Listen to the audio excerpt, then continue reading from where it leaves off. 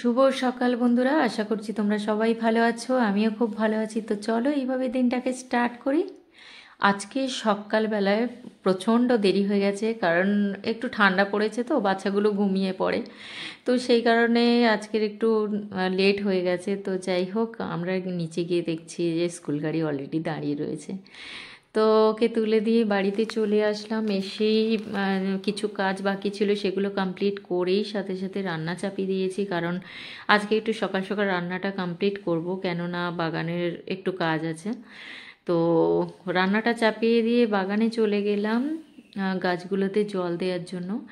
আর এখানে গাছগুলোর বেশ নতুন পাতা ছেড়েছে, আর সত্যি কথা গাছগুলো তরতাজা থাকলে সত্যি খুব ভালো লাগে। যদিও আমি গাছের সম্পর্কে কোনো অভিজ্ঞতা নেই, জাস্ট ভালো লাগে তাই আনি আর বারান্দায় রেখে দিই। তো এই গাছটা অনেকগুলো নতুন পাতা ছেড়েছে, আর এই যে মানি প্ল্যান্টগুলো সত্যিই খুব সুন্দর হয়েছে। আর কিছু কিছু গাছ আনবো, সেটারও সময় পাচ্ছি না, কারণ আমার ছেলে এক্সাম স্টার্ট হয়ে গেছে। তো ভাবলাম এক্সামটা শেষ হয়ে গেলে আর কিছু গাছ নিয়ে আসবো। বারান্দাটা একেবারেই ফাঁকা হয়ে গেছে, আর এই গাছটা অনেক দিন হয়ে গেল, খুব সুন্দর হয়েছে গাছটা। আর জেট প্ল্যান্ট এর যে ডালগুলো কাটা হয়েছিল তার ফাঁকে ফাঁকে সুন্দর ছোট ছোট পাতা ছেড়েছে। আর এই যে স্নেক প্ল্যান্ট, তো এটা এত অপূর্ব হয়েছে, এত ঘন হয়েছে যে বলার কথা না।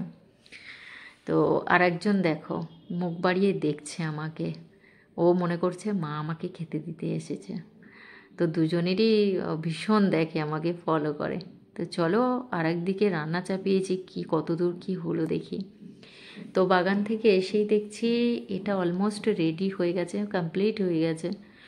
তো ডিমের তরকারি আর পেঁপে সেদ্ধ এটা করে নিলাম, আর ছেলে আসার সময় হয়ে গেছে। তো সঙ্গে সঙ্গে বেল বাজালো। ও বাড়িতে চলে আসার পরে ওকে তাড়াতাড়ি করে স্নান টান করিয়ে দিয়ে ওকে খেতে দিয়ে দিলাম। আর আজকের একটা তোমাদের খুব সুন্দর জিনিস দেখাবো, যেটা কি না তোমরা কোনোদিন শোনোনি। দুজনের ঝগড়া, আমার ছেলের আর মিষ্টির। তো সেটা আজকে তোমাদের দেখাবো, চলো।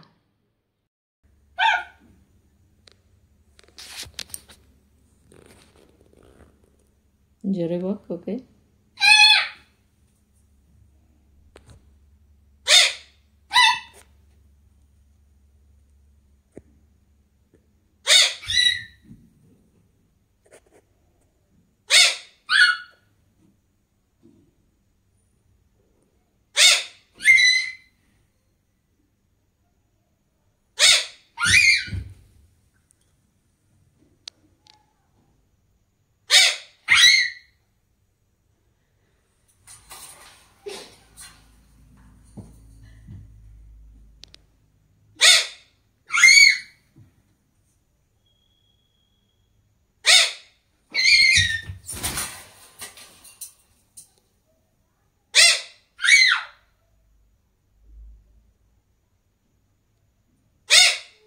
ওকে এক্ষুনি পেছন দিয়ে বার করছে।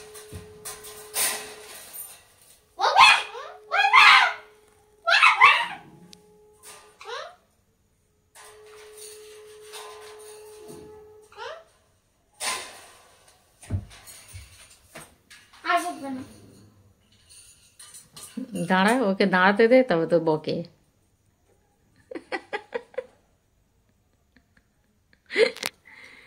বকে দাও, দাদাকে বকে দাও, দাদাকে বকে দে।